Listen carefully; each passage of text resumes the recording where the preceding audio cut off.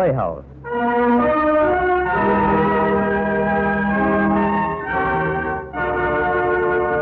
Presenting Josephine Young Case's story of loneliness, struggle, and hope. At midnight on the 31st of March.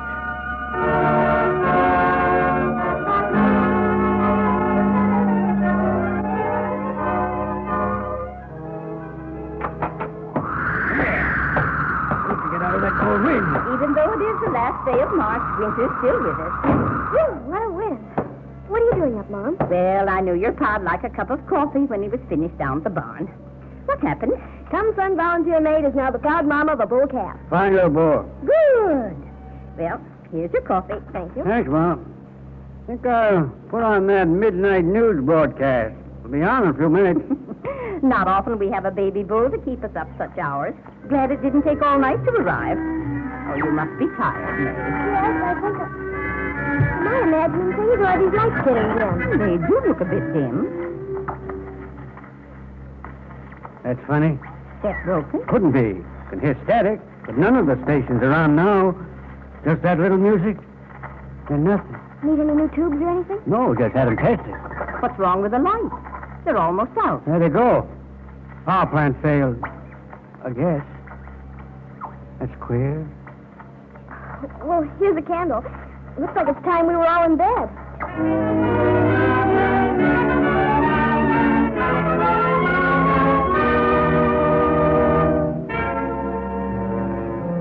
At midnight on the 31st of March, no light shines out upon the village street, and every head in all of Saugersville is laid upon its pillow, sleep or wake. Only the slippery road, the roaring creek, 24 houses in a valley cleft, a mill, a store, 2 steeples pointing up, a school, garage, the hotel, and the Grange are Saugersville for anyone to see, given light to see by, or an eye to see.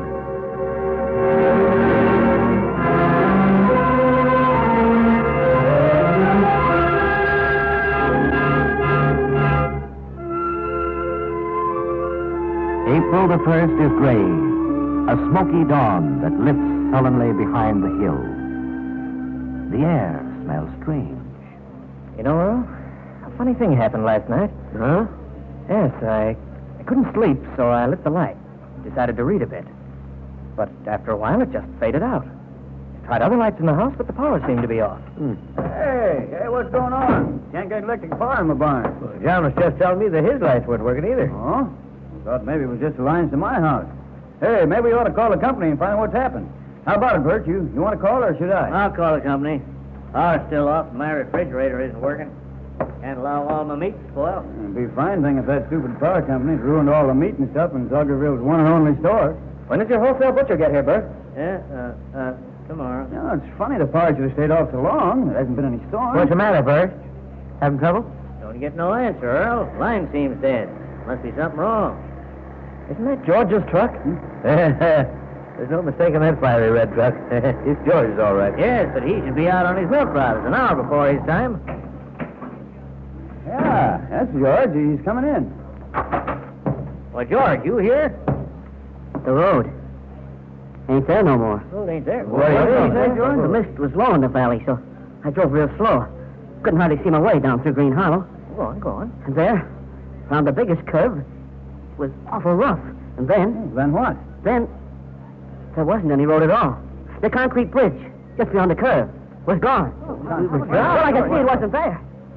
Nothing but trees where the road used to be. No, I tell you, there's nothing there. The road's gone.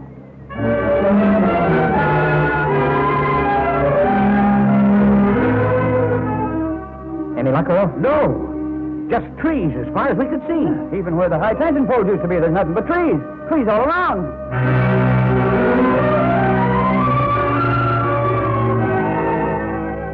This just don't make sense. Everything disappearing. The men keep coming back and saying the roads are gone. The bridges are gone. The railroads. Why is everything gone? What's to become of us all?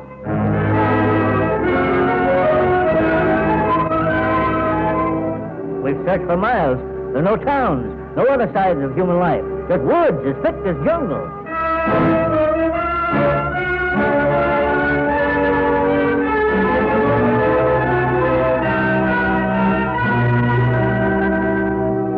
meeting in the school that night, and every living soul in Saugersville that could get up on two legs appeared. Now, everyone is there, and talk runs on. Now low and slow, now high hysterical. Earl Franklin rises and knocks on the teacher's desk. Now, let's see if we can tell just how this came about. Can anybody say? John Herbert? Last night I couldn't sleep and lit the light to read. I saw the bulb go out. It faded out as though the power went off by slow degree. What time would that have been, John? About 11:10, I took my book and read almost an hour. Midnight, I guess. Yeah, our lights went out at midnight, and the radio programs died out, too, and I've got a battery set. But I couldn't get nothing but static. Well, we've been to where Centerfield used to be, in Indiantown, as far as Sulphur Springs. It's all the same, no towns at all. Not any house or road. Only the river, and the creeks and the trees. What's up, everyone? Where are they? Except for us, maybe tomorrow there'll be just trees in Saugersville, and where'll we be then? Well, barring some kind of fate that's after us and hasn't quite caught up, we're going to live here in Saugersville a while. The trouble is to find out just how we're going to do it, now that we needs must be independent of what used to be the rest of the world. Oh! Ed Gibbets? Got a tarnation lot of milk to home. We'll all be throwing some of that away now that George can't drive it to the other towns to be sold.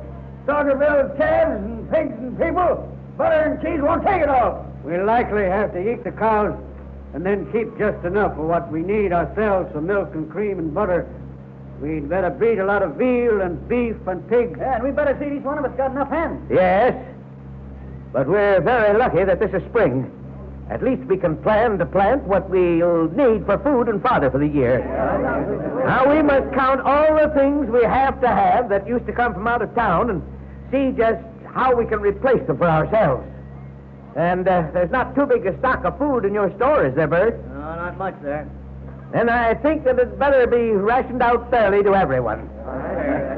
It looks to me, my friends, as though we'll have to have a committee of safety, as I did long ago. 5 or 7 men to tell us what to do and when to do it. If you agree, let's settle that right now.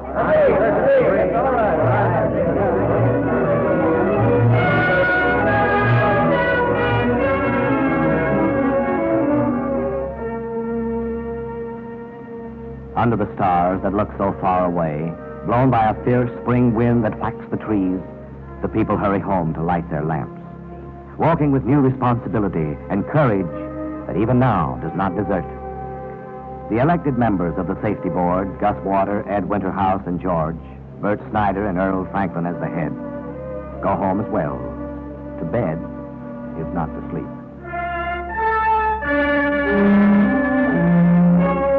Our first problem is to see that everybody gets his share of food. We can ration out what I have on hand in the store. I've drawn up some tentative plans on what we all have to plant this year. Yeah, we'll have to kill some cattle. Don't have enough feed for so many head.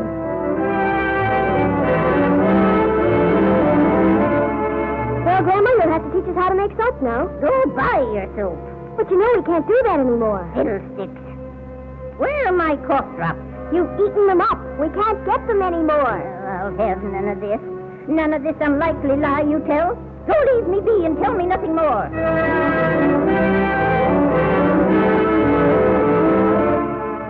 You have some gas and oil on hand, Bert? Yes, truck came Saturday. Have about 1,200 gallons of gas. Oh, good. The kerosene and oil should last an ordinary month. The gas, well, with careful use, we might make it last for a while for the farm machinery. After that, We'll just have to use horses.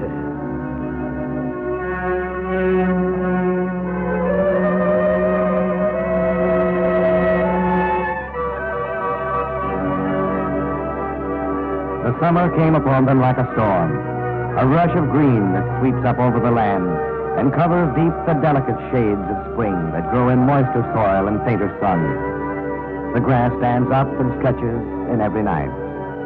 The new set gardens sprout thick and green, and in new fields the grain begins to wave. Your garden's coming along nicely. You should be proud of it. Yes, I like working in it. Feeling the soil, watching things grow. I don't know. but it seems to give me something solid to hold on to. Yes, but you work too long in the hot sun. You should rest once in a while. I don't like to rest. When you spend all your time working, it's not good for you. You should go out and have some fun once in a while, girl. Oh, Mother, why should I go out when the one I want to go out with doesn't ask me? Oh, so that's what's bothering you, May. I thought you were upset about something. Is it John Herbert? Yes, it's John. Mother, he doesn't even seem to know I exist. He's always with Gert Winterhouse. Oh, I suppose since both him and Gert have lived in the city, they just sort of naturally drew together when all this happened. I suppose so. But, Mother, I know they're not right for each other. Maybe not, May, but you can't go and tell them that. So I know it. Sometimes I'm so unhappy. Oh, yes, dear. I know it. Sometimes when I'm working in the garden, this place seems no smaller than it ever was. I never cared for city life or city ways. I don't miss anything, really, with the way things are now. I feel that way, too. But there's some that don't. Yes.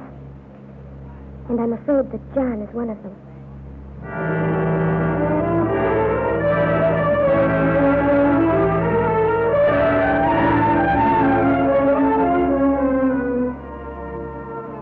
October 1st now brings them half a year, complete in this world that is so new and so tarnation old.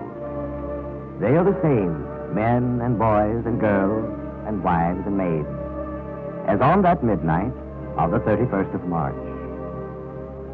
Their eyes look now to winter and the snow, the test to search them out if they are strong. They know the answer if their strength should fail. Yeah? Why, John Herbert. Come in, my boy, come in. Good evening, Reverend you. Let me have your coat. Sit down, won't you, John? Why, yes, thank you, I will. It's getting chilly out. Yes, autumn is here, and that means winter will soon descend upon us. Did you want to see me about something special? You must think it's queer, my visiting you all of a sudden like this. I never have before. Not queer, no, but I am curious. I've been meaning to come to see you for some time now. I'd like to talk with you about these past months since last March 31st. Yes? Well, Reverend Ewell, what do you think of our isolation in a world destroyed? Don't tell me God or Providence has willed that this should be. What do you really think the answer is? If I say God in his wisdom made the mystery, and if you say blind faith playing an aimless game let this happen, why, what's the difference? We are bound to live because some strength within us says we must. But it's taking all our time to find out how to keep on living. Why? There I go again. There's always a why. John, I haven't always felt as I do now. Submission to God's will in this, his world. Nor can I counsel you to bow your head, for youth must fight, and with its fighting, learn. I've fought so long and learned so little that I'm tired of it. Well, you're still young, John. I used to think constantly of the city, all it meant, and thought I couldn't do anything if not there. Then when I found that by not being in the city, I'd saved the life I valued nowhere but there, what had I left? I've been lost, and done more than one foolish thing in loneliness. But now those things are past? Oh, yes.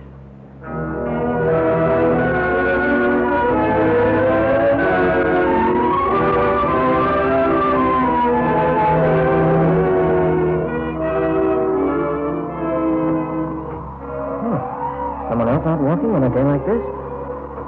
Certainly battling against this wind. Looks as though she'll just about make it over the top of this hill. Hello, May. Oh, hello, John. I didn't see you there. Oh, I noticed that you had your head sort of tucked under your coat collar for protection. Sort of cold out. It's going to snow. Going to, we say? Here it comes now. We'd better go. Yes, it's a thick snow.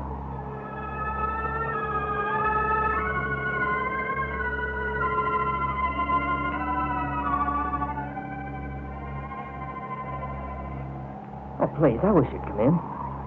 I've something here. I need some help. You need help? Yes. Come here now, I'll show it to you. All right. I've noticed it's white out already, and it's been snowing just a few minutes. The door's unlocked, going in. I'll just see, please. Okay. What a nice house you have? Oh, it's small, but suits me fine. Here, let me take your coat. Thank you. Yeah, I like them candles. It's getting dark in here. It's gotten dark very early today. Tell me, what did you want to show me? Oh, over here on my work table. In my spare time, I've been, well, shall I say, manufacturing some toys for Christmas. Oh, wonderful. You know, my brother Jack has been wondering how Santa Claus would find us this year. Oh, I've made a farmyard, doll, Noah's Ark, and so forth. But this is what I wanted to show you, this doll in particular. Oh, she's lovely. I guess no matter how old I get, I'll always like dolls. Would you be interested in making some clothes for her? I'd love it. Mother has a rag bag full of scraps, and I'll make her a lovely wardrobe. And if I sell her, you'll have your half. Oh, he'd better go into business. Why, we might earn 10 pounds of maple sugar. Or 5 cords of well-split wood.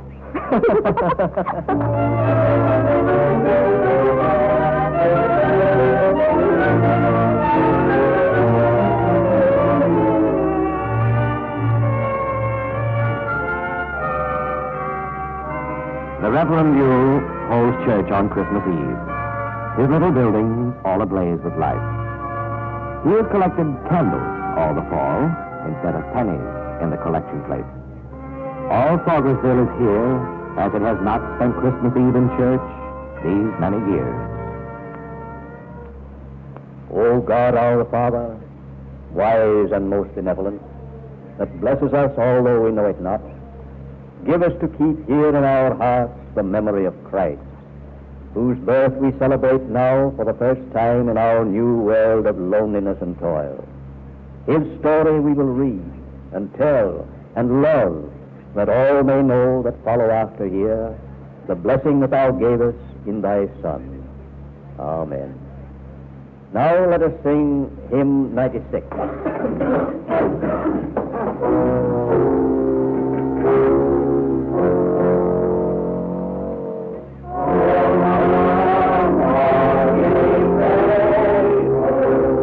This is the truth.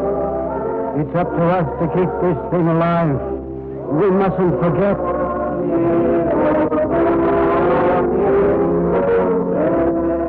But this is just a little part of all we must pass on.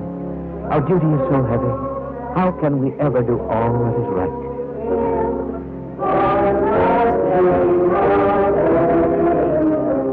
They look so good and sweet, so true. A part of these strong hills, and fit to live and carry her a life that will be good.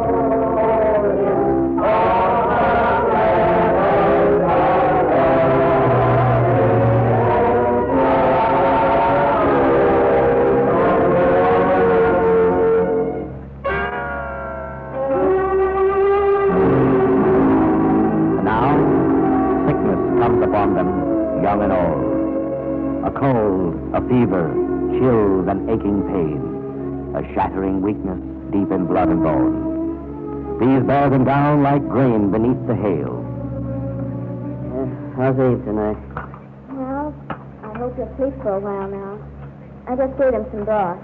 He's pretty delirious, isn't he? Yes. He kept mumbling something about how he, Abe Gibbets, was going to be the richest man in Fogersville. He said something about having salt, and he'd better guard it. Well, your supper's ready now, George. Ellen, why can't we tell him we want to get married? But, George, you know how he feels about my leaving him.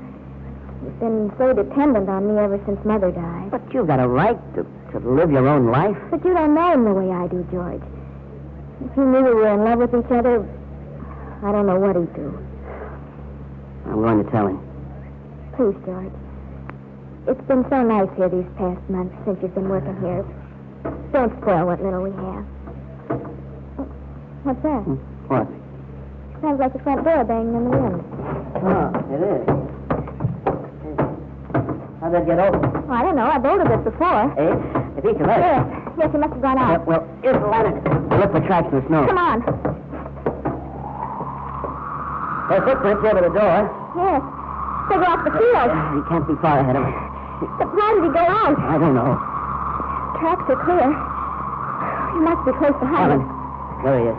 Where? Oh, what's he doing? I don't know, but I think he's dealing by that old hidden hole. What's he got in his hand? Looks like rope. Talk to him, George. Hey, George. Don't be silly. You think I don't know you're trying to take Ellen away from me? He knows. You and I got it. I'll kill you. Take your hands off me. George, look out for that hole. George, get away from the rim of that hole. Don't you talk to me, you crazy wires. Look out! Look out!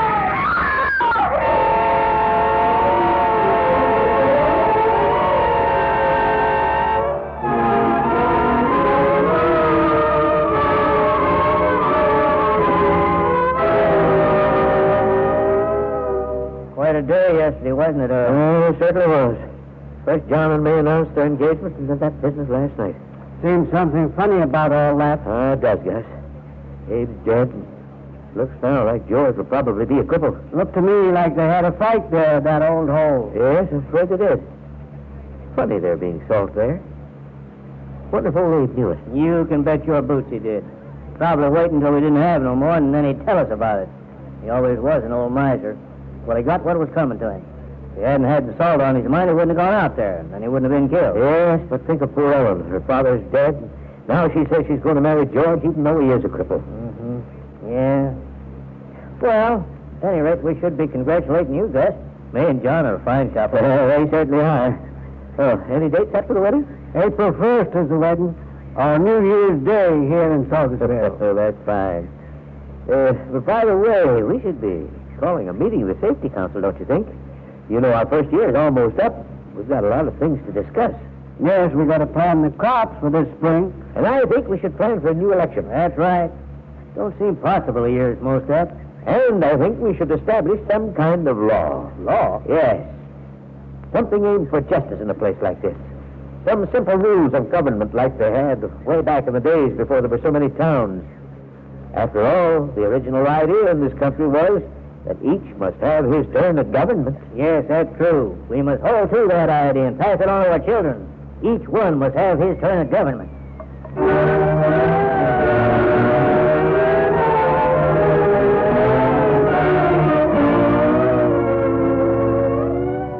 The 31st of March is like a day 2 months ahead of time. The snow is gone, and even here and there the grass is green. That cold and bitter day a year ago, with snow still deep along the snow fences, and chilly air and summer far away, is like a memory of winter's cold. The shadow that is real, but now it's gone.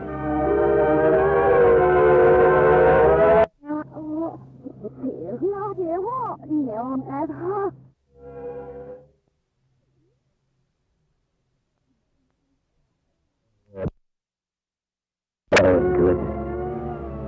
Another hour and all our year is spent. It may be the last if God keeps anniversaries and likes to do things on the proper date again. But the hour is when John Herbert. All we knew a year ago. But this year has been good for us. Alone as we have been, the privations and struggles we have faced have brought out the best in all of us. We're stronger now than we were last March 31st. And if we get by this fatal hour tonight, we will keep on and do the human race.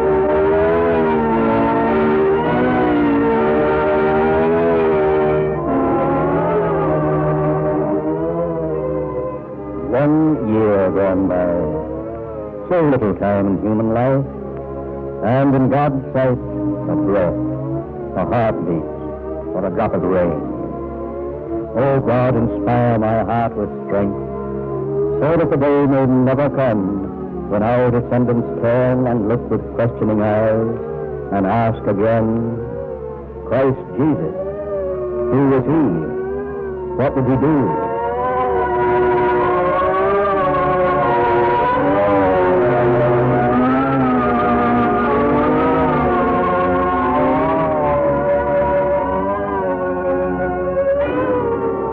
Almost midnight.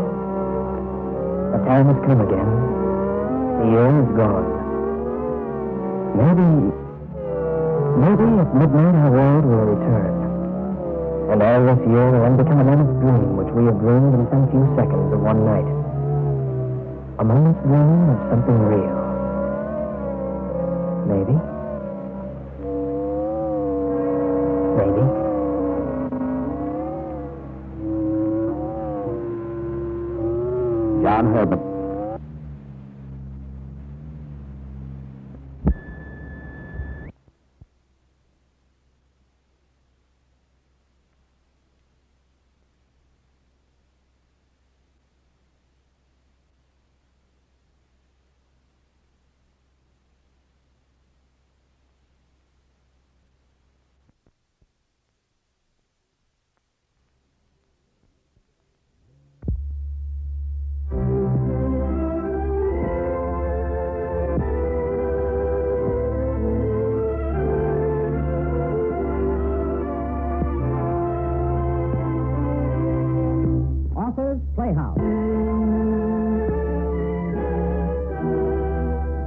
presenting Wilbur Grant's hilarious story of a mislaid train.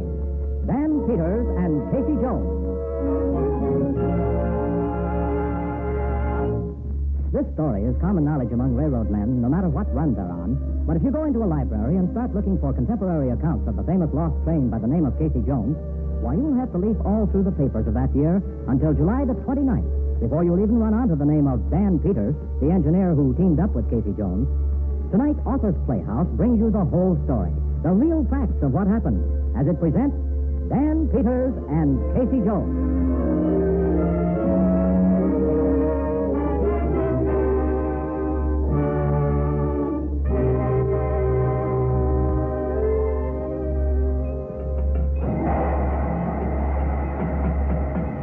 Casey, old friend, how do you feel this morning, huh?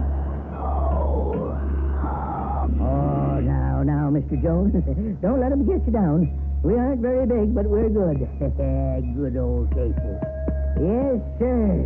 When them slick new streamliners is lying along the tracks in a heap of rust and axle grease, we'll still be working the milk run from Prudentia up to Maysville and back again. Now, isn't that so, huh? Yes, sir. Casey, you tell him. Well, good morning, Bill. Morning, Dan. Got enough steam up? Oh, I got a good head of steam. We're raring to go. Hey, Casey?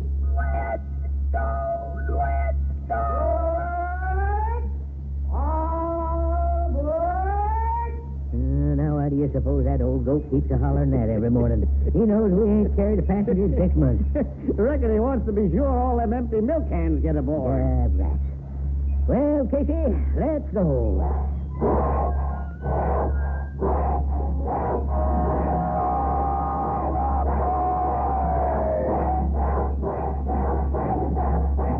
Bill? Yes? Would you rather own a zebra or a giraffe? I'd rather own a mule and a few acres of ground. Now, you know, I was looking at a map last night, and I found a town named What Cheer, Iowa. Now, what do you suppose What Cheer, Iowa is like? I wouldn't rightly know, Dan. Hey, Bill, you suppose locomotive ever gets jealous of automobiles? As far as Casey and me knows, there ain't a hill in the valley with more than one side. Want to bet on? And no offense to your hometown, but sometimes I get so darn tired of riding into Maysville, Ohio. Maysville, Ohio is one of the most interesting small towns in the United States of America. It has the biggest elm tree in the country. Yeah, that's what I mean. Now, Maysville only had the smallest elm tree one. You can't have everything, Dan. Yeah, I know. But every day for 20 years, I've picked up 3 cans of milk at Ben Apple's farm. Never 2 or 4. For 20 years. How much time we got? Hey, wouldn't it be fun to pull a string of sleepers over the painted desert, huh? Or listen to station names like Lackawanna, Tonawanda, instead of Maysville, Ohio, some morning. Dan, for a solid man, you've got the unsolidest ideas. I don't believe you drive the train off the track like an automobile if you could. If you could steer it, now wouldn't you? Well, I don't know. Casey and me have a sort of understanding. Hey, Bill. Yes? Can you keep secrets? What kind of a secret? Come here. You ever notice this here lever before? Why, no, Dan, never did. Won't see anything like it on any other locomotive in the world. Rigged her up myself in my spare time. With this little lever, me and Casey can go places. Is that a fact? Getting stirry, Bill. And don't you worry about if I could steer it. What are we waiting for? What are we waiting for? Dan, we're coming to the crossing. Ben Apple got his milk out yet? Yeah? He's waiting. How many cans? 3. There. See what I mean? Milk train coming! Milk train coming!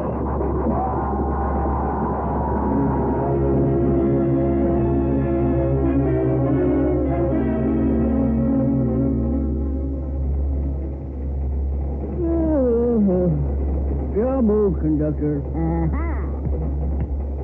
Right into your king roll. Yeah. Dan's pulling that curve a little fast, ain't he? What was that? I don't know. More than a loose rail, less than a cow. Say, don't them wheels sound funny? They sure do. Hey, wait a minute. Ain't them hills on the wrong side of the train? Hey, Joe, was that an automobile we just went around? It was. I have a sensation we're running on a concrete road. Maybe we're chasing a rabbit. In 25 years on a railroad, I've never seen anything like it. That ain't a dream. Now listen, Joe. It simply isn't possible for a train to run on a concrete road. You tell that to Dan Peters. We're stopping.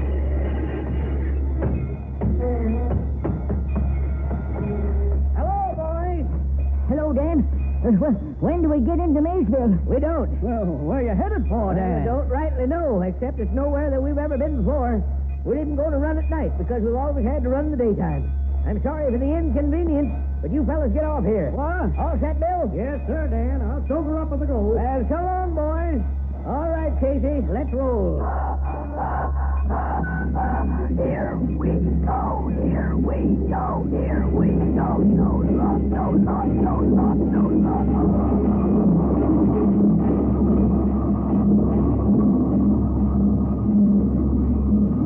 Pinch me. Pinch me.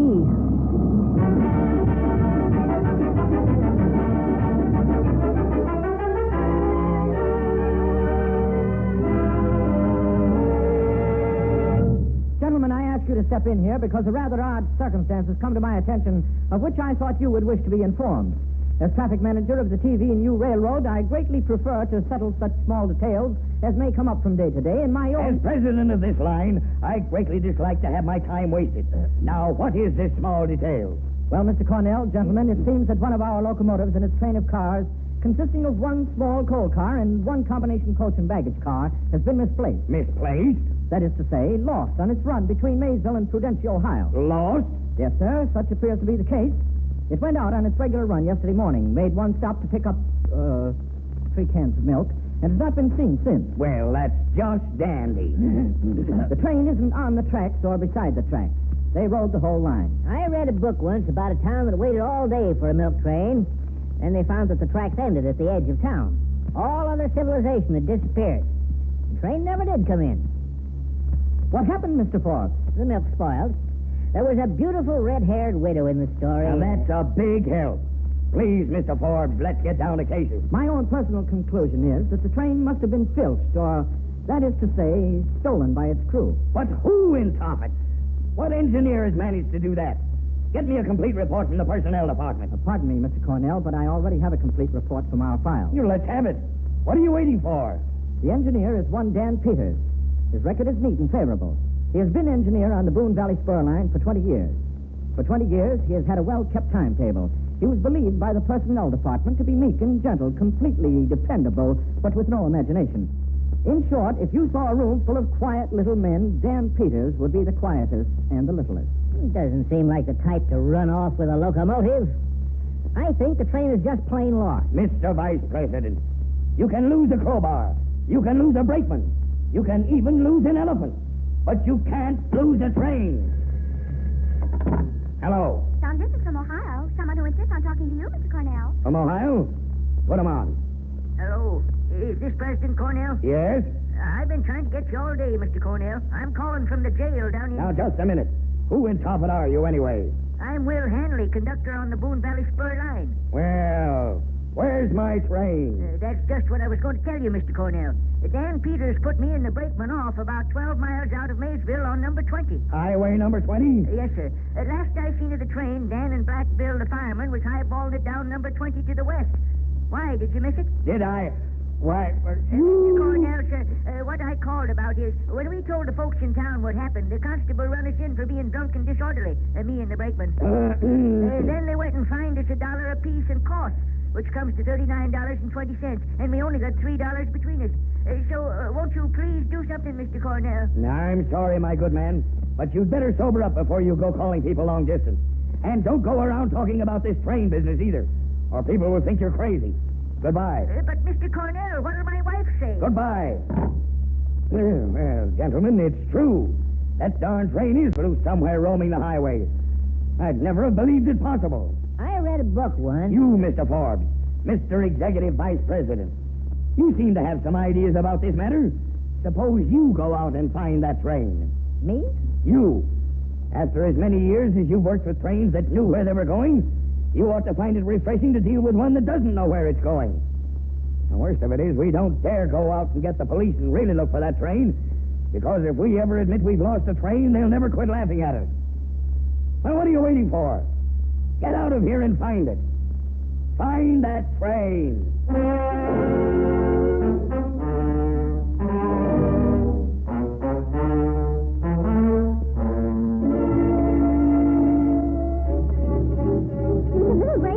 Red Cheeks doctor. He come to the door and asked if he could park in the barnyard that day since he traveled only at night. I charged him 2 bits. A minute later, I looked out, and Mrs. Old Train pulled up next to the barn. 2 of them men was in overalls, one in a business suit, and they sat there cooking their breakfast on the engine boiler. I even gave them some cream for their coffee. I tell you, I'm not crazy. When they pulled out, he talked to me. He said, thanks, ma'am, thanks, ma'am, thanks, ma'am.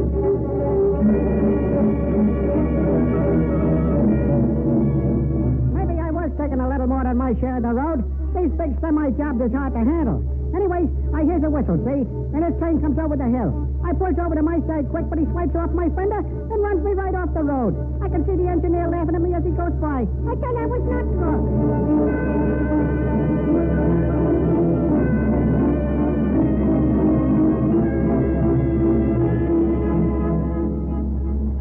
When Irish eyes are smiling, sure the world seems bright and gay. In the... now look at that. And they can't do that on this highway. One headlight and he'll be my first victim of the night. Sorry, street is a brightening too, brighten up the blinder man. They ought to see me signal well enough. Hey, you pull over there. What do you think you are? The 27th?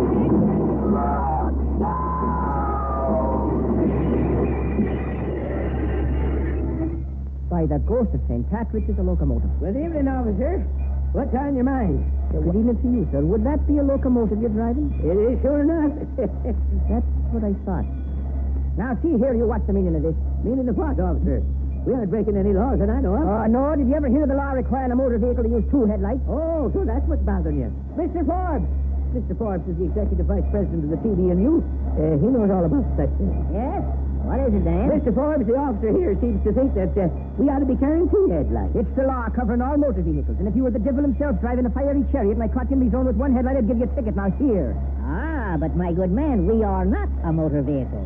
As a locomotive, we fit properly under the category of steam engine. There, you see? Yes, sir, I see, although it's very irregular. If you'd care to take the time, I can demonstrate, taking into account the law of optics and several other factors, that we are better lighted than a fleet of 36.5 automobiles. How's that? And 4,073 and 8/11% better lighted than your motorcycle. Which is a motor vehicle. That's the truth. If you'd care to step into the cab for a moment, I'll get a pencil and paper and demonstrate how the... No, never mind. I'll take your word for it, sir. Thank you. Yes, don't mention it. By the way, I suppose you've got your driver's license. Oh, yes. Locomotive engineer, licensed to operate under the laws of all states of the USA. See? Yes, sir. Thanks. It's just a formality, you know. Oh, sure. I understand. Well, I guess we'll be rolling. It's been nice seeing you, officer. Oh, and here's that ticket you gave me. Don't look like we'll be needing it. Oh, sure. Well, goodbye. All right. Now, Mr. Forbes. Forbes! How was that, Dan? Well, you're doing fine, Mr. Forbes. Only lean a little more on the oared. Like this. Forbes!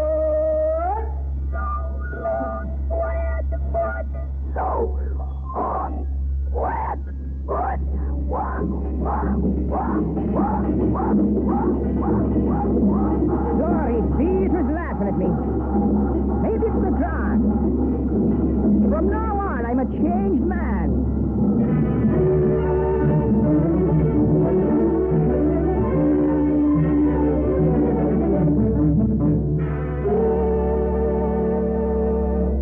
Mr. Cornell, here's a postcard the girl asked me to give you when you came in. Postcard? Mammoth Cave, Kentucky. Have found you know what. Dan and I and Bill having fine time. Wish you were here. Signed, Forbes. Why, that... where's my hat?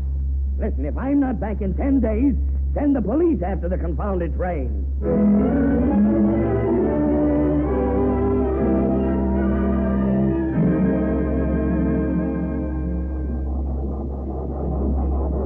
So that's Niagara Falls. Well, I've always had a hankering to see this place. My, but it's a big splash of water. Sure beats anything we got in Ohio. Well, I should think so. Well, what are we waiting for? Let's go. Where? Over into Canada, of course. In case you can make the grade. I always did want to see a foreign country. Feed him some cold, Bill. Yes, sir, Dan. Well, there's the bridge.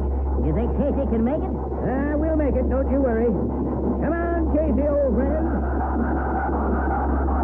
We can make it. We can make it. We can make it. Good boy. Hey, look. Red, white, and blue ribbons all over the bridge. Well, glory be.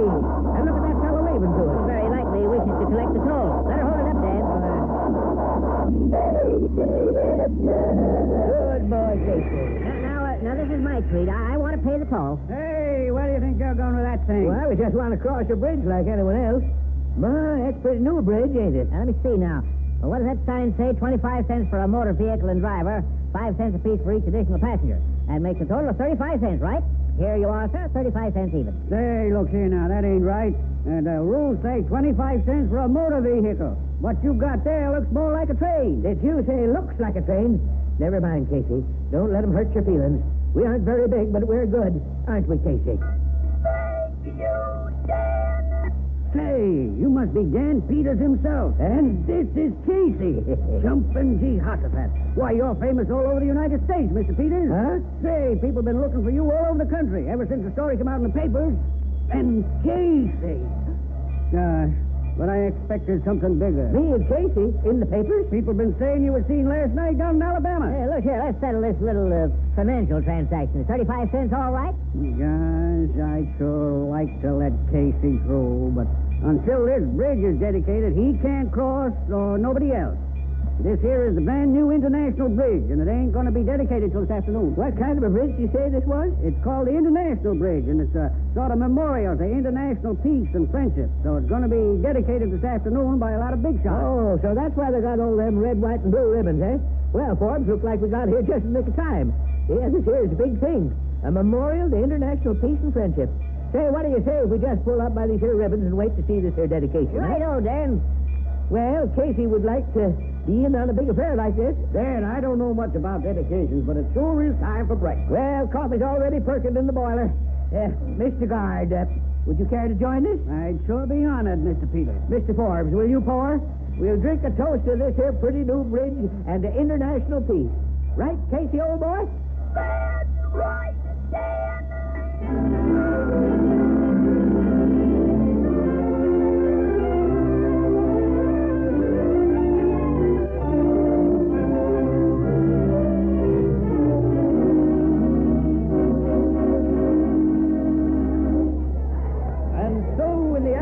Secretary of War, I am happy to have the privilege of coming here today to participate in this momentous occasion, the dedication of the International Bridge.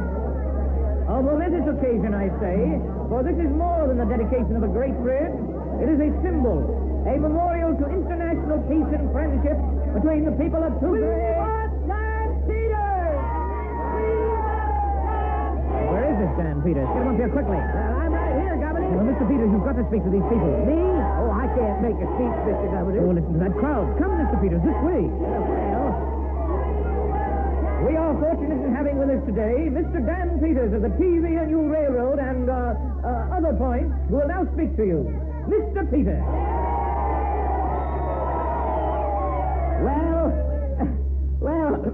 Well, folks, I ain't any good at speeches. Only thing I can say is Casey and me have seen a lot of beautiful things since we've been on our own, but nothing that can hold a candle to this here wonderful new bridge. That's all, and I thank you.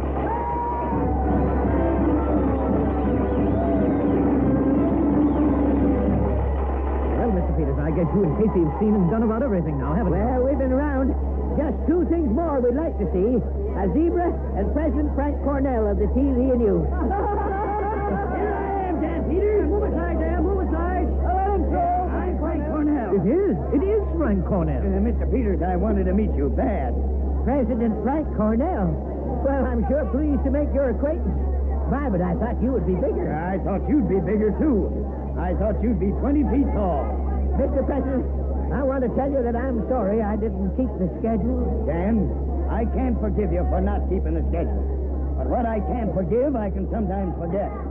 I'm going to forget what you didn't do and remember what you did do. Mr. Peters, if you can move your train enough so we can get the official automobile past it, we want you to cut the ribbon and ride over the bridge with us in the first car. If you say automobile, we'll ride over in Casey. Plenty of room in the coach and baggage car for all of you. Why, that sounds just fine, but there's one favor I'd like to ask. What's that? Could I ride up in the cab? I've always wanted to do that ever since I was a boy. Well, Casey would feel right proud to have a real governor right up there in the cab with him. And you too, President Cornell, if you'll do us honor. Why, Dan, the honor's all mine, and I really mean that. Well, fine. What are we waiting for? Come on. Governor, you go round up the rest of the officials, herd them into the baggage car, and let's get a rolling. Right, Mr. Peters. I'll hurry. Mr. Cornell, this is Casey. Casey, I want you to meet our president, Frank Cornell. Howdy, Mr. Cornell. Come aboard. What? Thank you. Step right up, President Cornell. Look out. You don't get all over grease there. Thanks, Dan. And the blazes with the grease. President Cornell, I reckon you know Mr. Ford. Yes. Well, Forbes, I see you found the train. Yes, I did, sir, but it seems as if Casey wasn't quite ready to go home. They're all in, Mr. Peters. Ready to go now. All right, all set, Governor. But wait a minute. That was a mighty poor kind of a speech I made. Could you reach out there and get that microphone over to me from the platform? I got something else I want to say. This here's more than just a bridge. It's a kind of stand for something. It seems like somebody ought at least to mention it. Yes, here you are, Mr. Peters. Oh, thank you kindly, sir. Folks, they tell me that this is a peace bridge. Peace is when you don't have to be afraid. When all the tough guys keep on their side of the road. That's what we call law and order, I reckon. And when you've got that, you've got freedom for the little guys who aren't going to hurt nobody. Freedom to look at Niagara Falls and get to know somebody in Watcher Highway. And when you get to know somebody, pretty soon you find somebody you can trust, like the U.S. and Canada. And because the U.S. trusts Canada, we got this here bridge. And a mighty pretty one it is. And I thank you.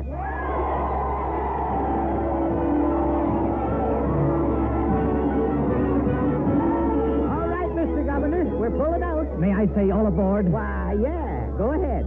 Now, all aboard! Well, Casey, old boy, here we go. Mr. Cornell, sir, there's the whistle cord. Will you do the honors, sir?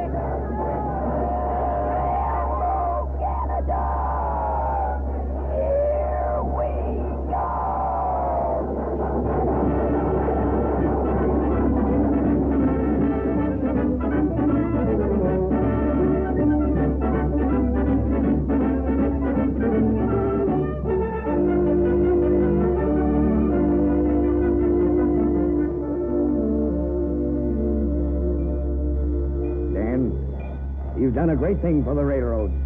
You've been worth thousands of dollars in advertising. The question is, what do you want to do now? Would you like to be a vice president? Oh, shucks, Mr. Cornell. I'm just an engineer. We'll give you a new 16-coach diesel streamliner. You can get 20,000 applications for your first trip. We'll pass an act of Congress. You can go where you want to. Well, no, Mr. President, no. You see, Casey has a soul. You can talk to him. You can't talk to these shiny new engines. All you can do is feed them oil and grease. I don't know whether souls grow or you build them in. Well, I suspect they grow. But you can't drive Casey anymore. His boiler sags like an old horse's back, and every wheel is worn down below the flanges. He's just plain worn out. Yeah. Casey's old and tired, and so am I. Yep, I'm at pension age, and I expect we ought to retire. You know, it's a funny thing.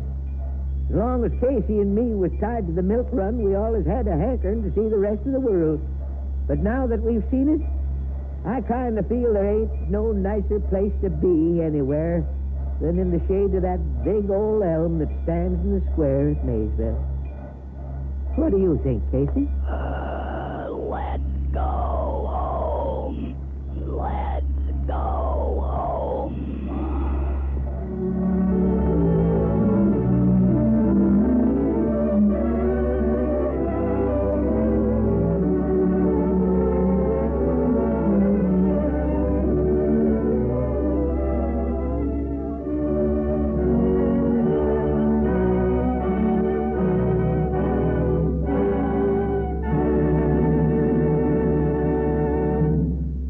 have just heard Wilbur Schramm's story, Dan Peters and Casey Jones, adapted for Office Playhouse by Carl and Marjorie Weber and directed by Frank Pratt.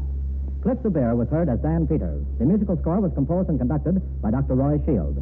The special sound effects on this program were heard through the cooperation of Wright Sonovox Incorporated. Next week, same time, same station, Office Playhouse will bring you Louis Bromfield's story of Paris under the Nazi terror. Until the daybreak. Office Playhouse came to you from Chicago. This is the National Broadcasting Company.